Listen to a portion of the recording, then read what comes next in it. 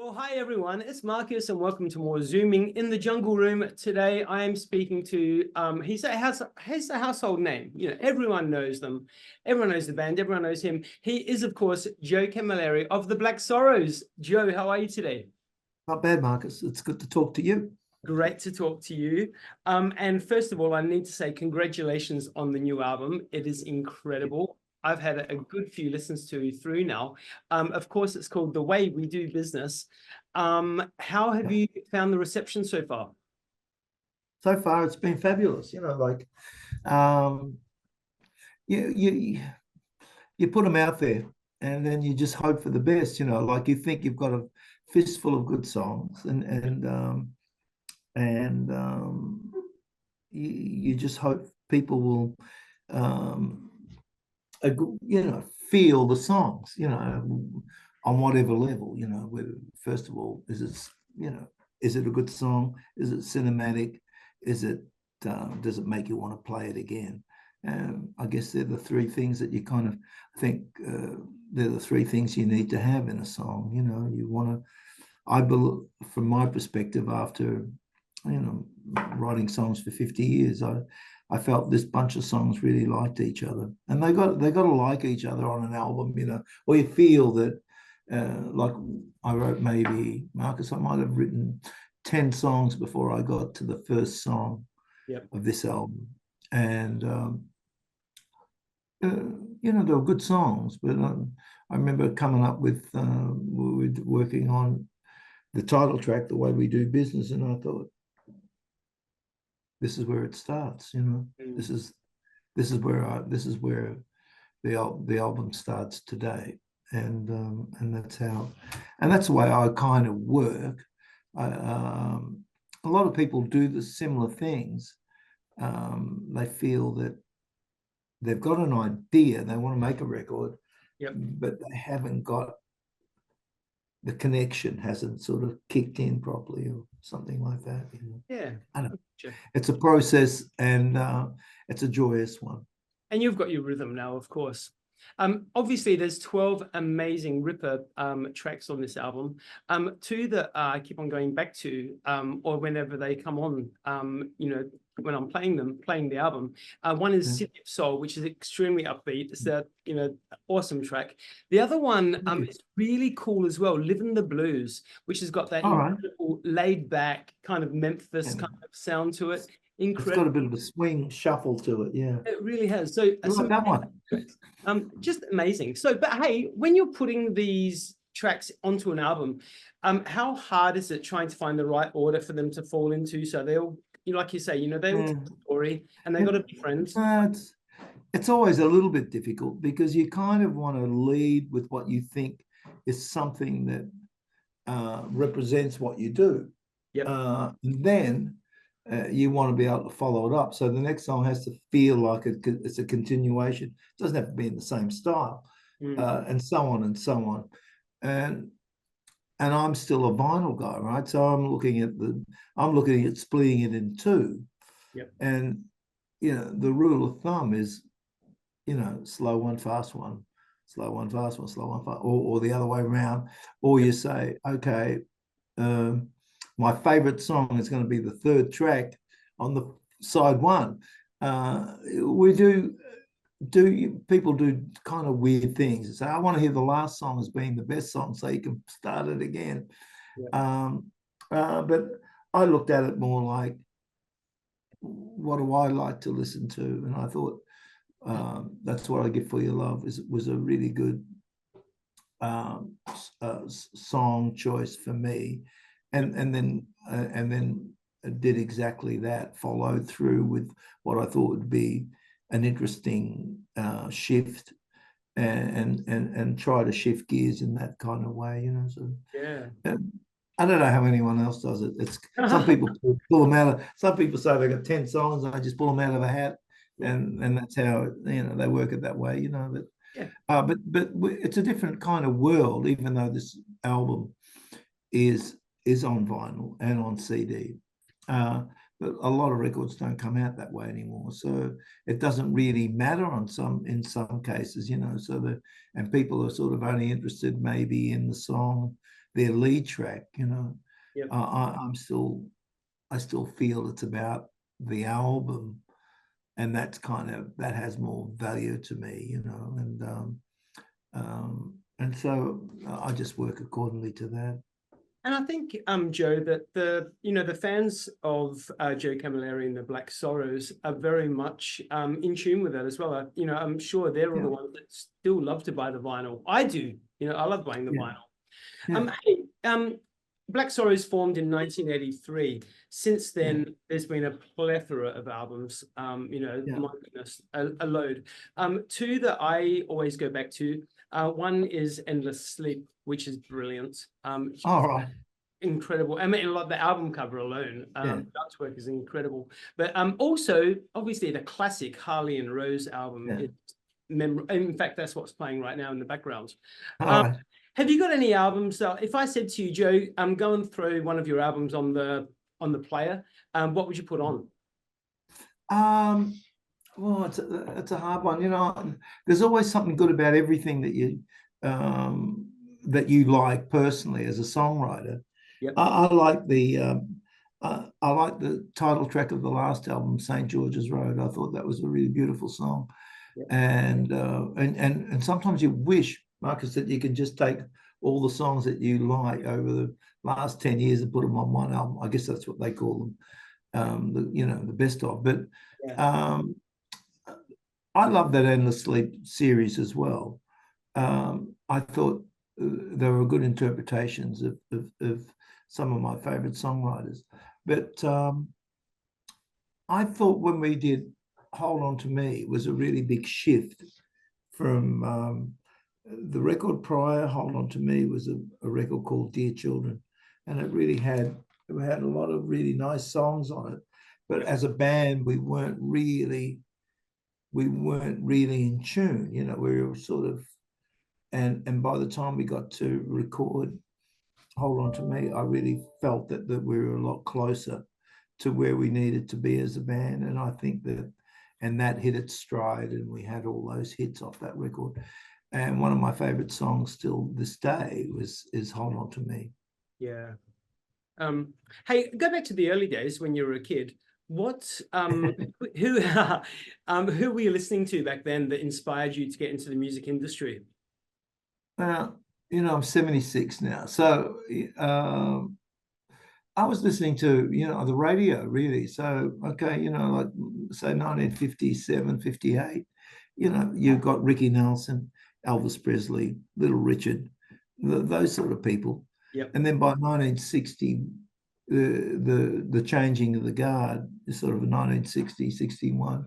You got all of a sudden the Beatles, 62, the Stones, 63, all that kind of, and that was a big explosion.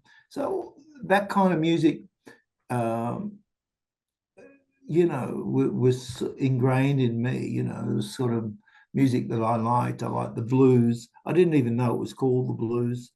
I just like the music, like rock and roll, they call, but all these different styles kind of, they fall over or they get sort of mutated into something else, So by about 60, about 64, they got all that Tamla Motown music. And then I started being really interested in the idea of being a musician, really. I started in 64, but I was just kind of just goofing around, just a guy with a head full of rice. Mm-hmm. So just goofing around, and there was and the scene was starting to get bigger. So so my musical knowledge started to sort of get bigger. So from listening to the radio, I started listening to other people's collection of records, so all of a sudden I started to get into the blues, started to get into jazz music, and it's what was available in the area, so we, as a 17-year-old kid, just in a car, you're driving down to, you weren't working in pubs in those days, you were working, you'd be in a town hall, something like that, and you'd have wallflowers all around the town hall, and it was, it felt exciting if you knew how to play. The people who were playing were a little bit older than me, so they knew how to play those songs. I didn't know if they wrote the songs. I just liked the songs, and then you hear the songs on the radio. But slowly you started sort of shifting. You started shifting gear. I don't know what that is, and I'll do that. You started shifting gear, and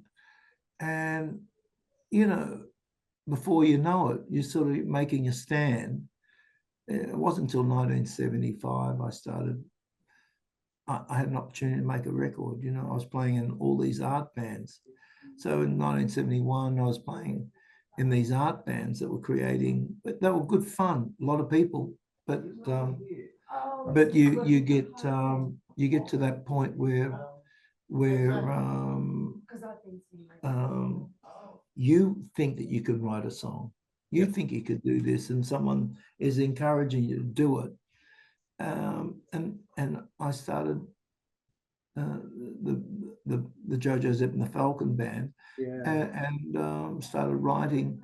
But the lesson that I had was from the previous time, when I'm listening to Louis Jordan, all these different artists that you can draw on, so they're the sort of things that happened to me. And there was an incredible, music's always an incredible shift. It doesn't stop going. It gets watered down a little bit, and then something new happens. And it's a social scenario. There's a revolution. There's all kinds of different things. They're protest songs all of a sudden, for a period of time. There's all these, the Vietnam War. There was all these different things that were happening, like they're happening right now. So people are going to write about all this stuff. Yep. And they're going to sing about it, and they're going to protest about it. And it's not just pop music. And we need pop music. We need all kinds of different things. And I think that what's really nice is that you can like a lot of different things. It's not like, let's say, in the 50s, there was only maybe people, even though there was a lot of music around, people only thought that it might only be rock and roll, jazz, or whatever it was, and pop, something like that. Hey, obviously you've named a few people that inspired you and that you were definitely listening to. Is there anyone that passed away, whether it be too early or whenever, that you were like, damn, that's it, no more music from that person? Because I'll tell you who mine was. Mine was when Michael Jackson passed away. I was wow. Oh, actually, and Amy Winehouse as well, because we didn't get much out of her musically, I mean. Is there anyone like that you were like, wow, that's the end, there's no more music? Well, there's always someone falling over. I agree with you with Amy Winehouse and Michael too. They had a lot to offer. I think Coltrane was only 35. I think Charlie Parker. I always would wonder what Coltrane would have done as a 80-year-old. We got Miles Davis as an older man playing. Still playing beautifully, and so there's, I would have loved to seen Amy Winehouse. I thought her body of work is incredible, and a stylist. She was great. She didn't copy the greats. She loved the greats. She made something out of something, and she said that word, fuggery. I love it. Hey, now let's bring it back to you.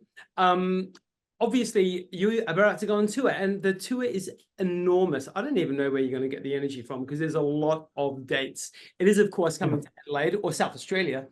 We've got one at the Gov on the 29th of November, which is just over a month away. But then also 2 back-to-back, which are actually sold out at Aldinga, called the Big Easy Radio on the 30th of November and the 1st of December. But there are still tickets for the Gov, so get along. I'm going to come to that one. What can we expect from the tour this time around? Well, for a start, I'm on a never-ending tour. But look, it's it's about, well, it's about the songs, but it's about joy, you know, really. That's kind of it's about sharing a vibe, you know, the audience create a vibe. Yep. I'm the ringmaster for a Yeah. couple of hours, and you know, play all the songs that I'm famous for, but Yep. also try to take them on a journey. Play Yep. some of these songs. Marcus, I start like this. The band don't know what the first song is until about 10 seconds before we go on.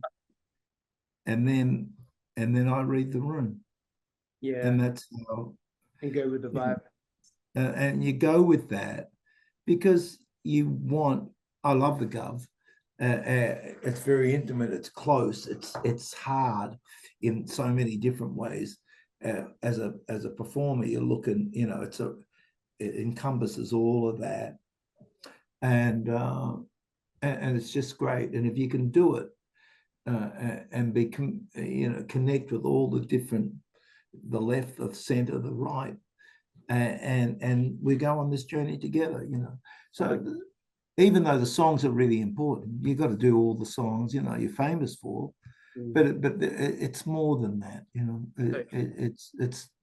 It's trying to get on that wave. And naturally, of course, people will be wanting to hear, you know, plenty of songs from the new album. Naturally. Well, I hope so. Fingers crossed. Hey, 41 years of the Black Sorrows, of course. What is, but I mean, obviously before that as well, you've been in the industry for a good few decades. What is one of the most valuable lessons you've learned during your time? Well, you know, don't take anything for granted is really important. You know, that I think you got to, you know, if you're in the business of show business, you got to know that there's going to be things that are going to fall apart. And the idea is not to fall apart with it. You know, you just try to push on through, because it's better to do that than sort of just throwing a tantrum, or just say, I can't go on because of this and that. You know, I've seen pretty much all of it, you know, on a certain level. Yeah. You know, I've been doing gigs when there's only 3 people in the audience. I've been at a gig where they've just told, you know, saying, oh, we don't need you. I've been at gigs where, you know, fights have broken out and it's moved into the band. I've been all these different scenarios, and you just got to roll. You just really need to sort of take stock, roll with it, and I think that's kind of how it falls. You know, I'm there to play. I want to play. I come with that feeling. I come, you know, I respect the gig. I respect the privilege to play. It's a privilege to play, and you know, so that's kind of where I've always felt like that, and that's how I go about doing my business. You know, I just want to be able to do that in the best possible way I can. Whatever happened to me, regardless, up to that point, is irrelevant. You know, you don't clock in, you do your show. You know. Yeah. Hey, with all the shows that you have done, or the tours that you've done, what would be one of the most memorable, positive, memorable experiences that you've had performing live? I don't know. Really, there's been lots of different moments. You know, I remember the first time I was in New York. It was pretty exciting. So things like that are kind of the gig didn't matter. It was all of a sudden you're a musician in New York, or you're a musician in London, and then I think, oh, don't worry about that. I'm a musician in Tamworth, you know. So or a musician in Melbourne or in Adelaide or whatever. You know, playing. I think having a hit record, your very first hit record, is really something that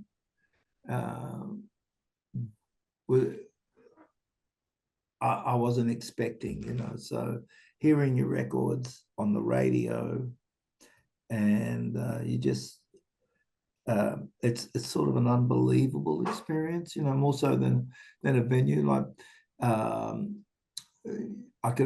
there's one show that I always remember playing at in front of the Sydney Myer, not the Sydney Myer, the Opera House, and there was just all these bands playing, and the Falcons were playing, and it was just something that I hadn't experienced before, and that's always been something in the back of my mind. But really, pretty much, you know, I think of things differently now. I don't think about the moment. I think more about the show. You know, we're a sort of a jamming band, as you know, as well as, and if we can take sometimes. If you can take that audience with you on something like that, it becomes can be a spiritual experience, and I find that more satisfying, you know, in my brain. I agree 100%. Joe, I could literally talk to you for hours because I've got so many questions. I am out of time, obviously, but Okay. we'll just have to do this another time. I reckon that's all. Well, I hope so. Hey, Joe, the Black Sorrows, Joe Camilleri and the Black Sorrows will be playing the Gov 29th of November, everyone, so get along. Also Big Easy Radio, 30th November, 1st of December, but they're sold out. But everywhere else around Australia as well. So you know what? You're going to have your chance to see Joe play the new music, and I can't wait. Joe, I'm going to come up and say hi to you at the Gov. In the meantime, congratulations on the new album. It's a smash hit already. And I will see you very soon. Stay well, Marcus. Thank you, my friends.